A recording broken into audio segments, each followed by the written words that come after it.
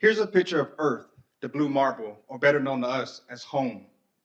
With a surface area of 196.9 million miles squared, the Earth's surface is only covered by 27% land, and not all 27% is even habitable. On top of that, the Earth's population is steadily increasing each year by 0.83%, which makes the need for land, which is a non-renewable resource, essential. Now, I ask each of you to do a little bit of role playing with me as we go along the dotted line. You all are now 100-acre loblolly pine owners, and I encourage you to look at this picture here and notice the loblolly pine trees, and notice the quality of the trees and also the uniformity of it all. But also notice that you have some space between those trees as well. Now, as pine owners, you know that that space is needed and adequate, and as a forestry student, I know that as well. But what if I told you that you can utilize all of your land without jeopardizing the quality of your product while also earning $15,000 or more every 90 to 100 days? Money talks, and now that I have your attention, let's follow along a dotted line to a figure that I created that explains how my research can be beneficial to you.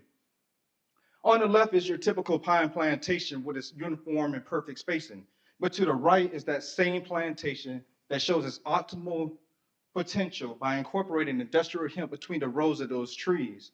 That's a process known as intercropping. Intercropping being growing two different species within the same area.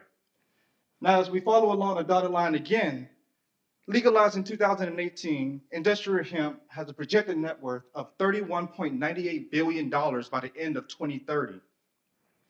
With that being said, landowners are business people. So some questions may arise. What's the cost of me starting this? What effort do I have to put? What's the likelihood of me being successful? And also, what products does industrial hemp create?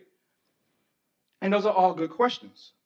So I've done research that showed that not only is it feasible to grow industrial hemp in loblolly pine soil, which is essential because that soil is not ideal for the plant, but also that you can get great product by minimum effort. So the likelihood of success is very great. But also, when you look at the startup cost, that's mere hundreds compared to the thousands that you can get in a short rotation. And the products, well, let's follow along a dotted line and look at the products, because as landowners, the choice is yours, and the sky's the limit. Now, what's interesting about my research is that I focus solely on male plants, because in the hemp industry, the females are the holy grail, and they are more expensive. The males, more so, they are considered as irrelevant, and they're only used for breeding and pollination. And we all know that males have more of a use than that, regardless of the species. So, in the end, my goal is to influence landowners to intercrop industrial hemp between the rows of their trees while also getting them money while doing so. And what is me promoting and incentivizing landowners to utilize all of their space?